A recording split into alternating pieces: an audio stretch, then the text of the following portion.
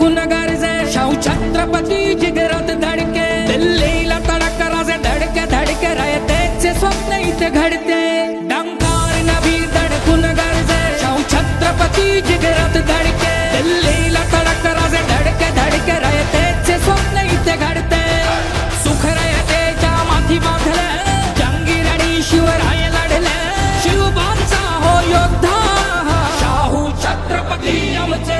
ही निवडणूक आता प्रत्येक मतदाराची निवडणूक झालेली आहे।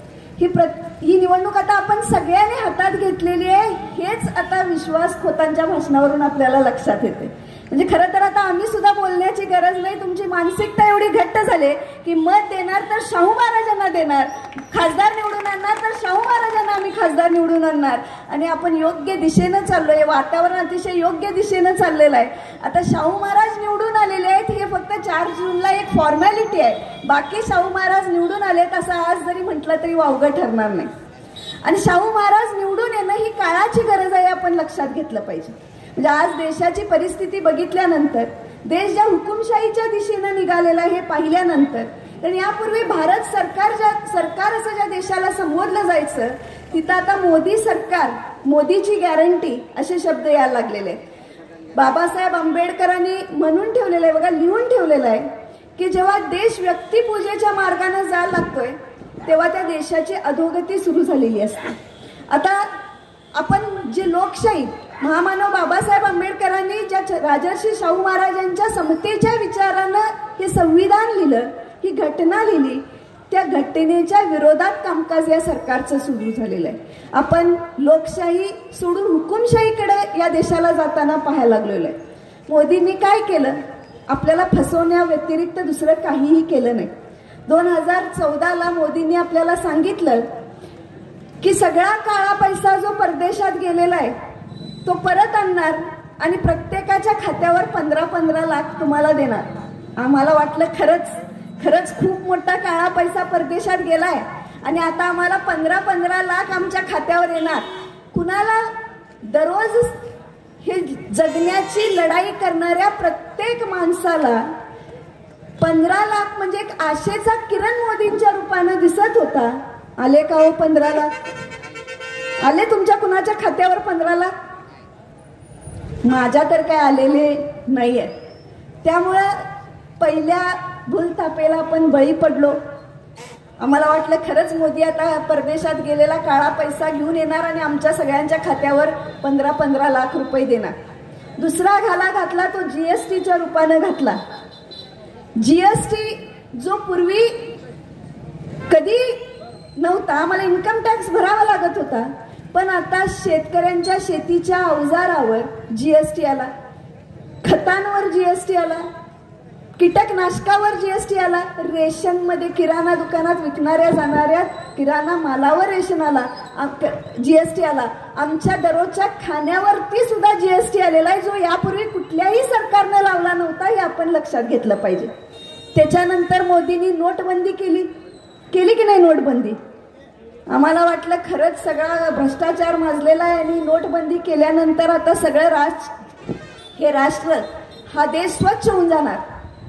नोटबंदीचा खरा फटका जर कुणाला बसला असेल तर दररोज राबून खाणाऱ्या सर्वसामान्य लोकांना नोटबंदीचा फटका बसला, हे आपण लक्षात घेतलं पाहिजे। रांगेत ते पैसे बदलून घ्यायला कितीतरी लोकांचे जीव गेले आणि असं असताना आम्ही त्याही भूलथापाला बळी पडलो। आता कोरोना आला, आम्हाला मोदींनी थाळ्या वाजवायला सांगितल्या, आम्ही त्याही वाजवल्या। आम्हाला वाटलं की आता थाळ्या वाजवल्यावर कोरोना निघून जाईल, झालं का हो तसं? म्हणजे किती फसवायचं देशातल्या सर्वसामान्य नागरिकांना। एक वेळेला तुम्ही सगळ्यांना फसवू शकताय, 2 वेळेला फसवू शकताय, पण आता 3ऱ्या वेळी जनता तुम्हाला फसायला, तुमच्या भूलथापांना बळी पडायला तयार नाही। सर्वसामान्य शेतकरी सुद्धा, ज्या शेतकरी दिल्लीच्या सीमेवर स्वतःच्या न्याय हक्कासाठी आम्हाला आमच्या शेतात पिकलेल्या उत्पादनाला हमीभाव मिळावा म्हणून सांगायला जातोय, त्या शेतकऱ्यांना मारण्याचं पाप या मोदी सरकारने केलेलं आहे, आपण लक्षात गेलं पाहिजे। 700 शेतकरी या देशातले आपल्यासाठी शहीद झाले, याची जाणीव आपल्याला असली पाहिजे। त्या शेतकऱ्यांचं स्वागत या मोदी सरकारनं रस्त्यात खिळे मारून अश्रुधुराच्या नळकांड्या फोडून आताच्या सुद्धा आंदोलनात शेतकरी शहीद व्हायला लागलेत. आपण आता जागे होणार की नाही असा प्रश्न निर्माण झालेला आहे. महिलांवर अत्याचार आहेत. राजर्षी छत्रपती शाहू महाराजांनी 100 वर्षापूर्वी वाड्या वस्त्यावरची मुलं शिकली पाहिजेत आणि शिकल्याशिवाय प्रगती नाही, उन्नती नाही हे जाणलं आणि शाळा सुरू केल्या. वेगवेगळ्या धर्माच्या लोकांना कोल्हापूर सारख्या ठिकाणी शिकता यावं म्हणून वसतिगृह निर्माण केली. आज हे सरकार 20 फटाखालच्या शाळा पुन्हा बंद करायला उठलेलं आहे. मग लहान गोरगरिबांच्या मुलांनी शिकायचं की नाही हा प्रश्न निर्माण झालेला आहे. शिक्षणाच्या बाबतीत, बेरोजगारीच्या बाबतीत युवक बेरोजगार व्हायला लागलेला आहे. आज दुर्दैव असं की IIT मध्ये शिकणारा इंजिनियर सुद्धा बेरोजगार. आजच्याच पेपरला जर बातमी बघितली तर पोलीस भरतीसाठी डॉक्टर झालेले, इंजिनियर झालेली मुलं सुद्धा आज पोलीस भरतीच्या रांगेत उभी राहायला लागलेत. अशी दुर्दैवी परिस्थिती आपल्या देशात निर्माण व्हायला लागलेली. या सगळ्याचा अतिशय डोळे उघडून आपण विचार करण्याची गरज आहे. आपल्या महाराष्ट्रातलं राजकारण तर अतिशय गलिच्छ राजकारण झालेलं आहे. आदल्या दिवशी मोदी येऊन महाराष्ट्रात सांगतात की 65,000 कोटींचा सिंचन घोटाळा या महाराष्ट्रात झाला आणि इथं घोटाळेबाजांना मी थारा देणार नाही. न खाने दूंगा न खाऊंगा असं काहीतरी एक वाक्य मोदी म्हणायचे. आज आमच्या महाराष्ट्रातले सगळे घोटाळेबाज कुठल्या पक्षात आहेत? भाजप पक्षात आहेत. काय गेले होते? खरं तर आम्हाला वाटत होतं की ज्यांच्यावर ईडीनं कारवाई केली, आम्हाला खरंच तर आमच्यासारख्या सर्वसामान्य लोकांना वाटत होतं की ईडीनं कारवाई केली, जर खरंच तो दोषी असेल तर त्याला शिक्षा होईल असं आम्हाला वाटलेलं की नाही? तुम्हाला पण वाटलेलं. आणि जर खरा दोषी नसेल तर तो ताटमानेनं या सगळ्या चौकशीला सामोरा जाईल. आता ताटमानेनं चौकशीला सामोरे गेलेले लोक एका बाजूला, रोहित पवार दादा, खुद्द शरद पवार साहेबांना सुद्धा ईडी लावली. साहेबांनी सांगितलं तुम्ही माझ्याकडे येऊ नका, मी तुमच्या ईडीच्या कार्यालयात येतो. महाराष्ट्र पेटून उठला. शरद पवार साहेबांना अटक करण्याचं धाडस सरकारला झालं नाही. पण लक्षात घ्या, अशी ही माणसं, ईडीला चॅलेंज करणारी, आव्हान देणारी माणसं एका बाजूला आहेत आणि ज्यांनी खरंच घोटाळे केलेत ते ईडीच्या चौकशीला घाबरून आज भाजपमध्ये सगळे सामील झालेले आहेत. त्यामुळं भ्रष्टाचार मुक्त देश करणार असं म्हणणारे मोदी आज सगळ्या भ्रष्टाचारांना एकत्र घेऊन राज्य करायला लागलेत. आणि सगळ्यात मोठे भ्रष्टाचारी जर कोण असतील तर या देशाचे पंतप्रधान नरेंद्र मोदी आहेत. कारण इलेक्टोरल बॉन्ड सारखा घोटाळा बघा, तुम्हाला काम देतो, तुमच्यावर ईडीची कारवाई करतो, तुमच्यावर इन्कम टॅक्सची धाड टाकतो, भीती दाखवून कोट्यावधी रुपये या इलेक्टोरल निवडणूक रोख्यांच्या वतीनं भाजपनं स्वतःकडे घेतले. पण आज आपण दृश्य खूप जर बघायला गेलो तर सर्वसामान्य लोक आता शहाणे झालेले आहेत. काय घोटाळा चाललाय, कुठं फसवणूक व्हायला लागली, आमची कशी पिळवणूक व्हायला लागली हे सर्वसामान्य लोकांना कळलेलं आहे. त्यामुळे आता मोदींच्या भूलतापांना ना फडणवीस जे इंग्रजांची रणनीती घेऊन आपल्या राज्यात काम करायला लागले, तोडा फोडा आणि राज्य करा. उद्धव ठाकरे साहेबांची शिवसेना फोडली आणि महाराष्ट्रात राज्य करायला सुरू केलं. शरद पवार साहेबांनी एवढे वर्ष आपल्या कष्टाने उभा केलेली राष्ट्रवादी फोडली. आम्हाला हे सगळ्यांना पटलंय.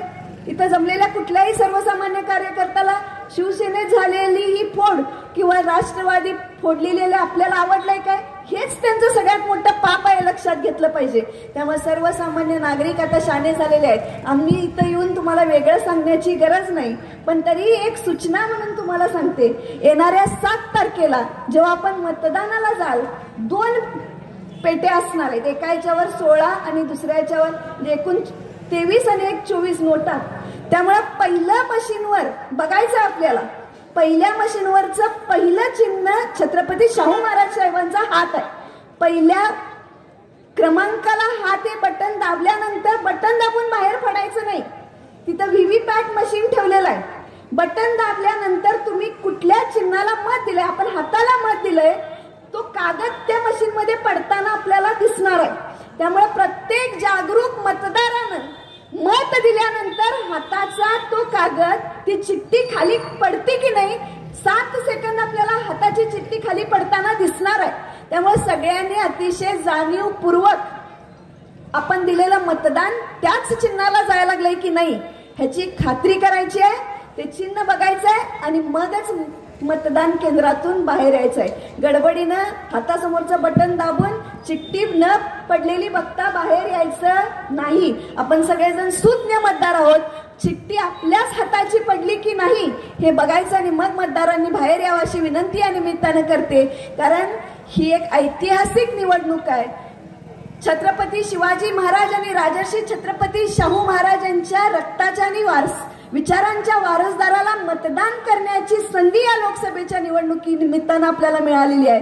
त्यांच्या ऋणातून अनंत उपकार जे त्यांनी आपल्यावर करून ठेवलेत त्यातून उतराई होण्याची संधी, त्यांच्या बद्दल कृतज्ञता व्यक्त करण्याची संधी या निमित्तानं आपल्याला मिळणार आहे. या संधीचं सगळ्यांनी सोनं करावी अशी विनंती करते आणि माझं मनोगत थांबवते. जय हिंद, जय महाराष्ट्र.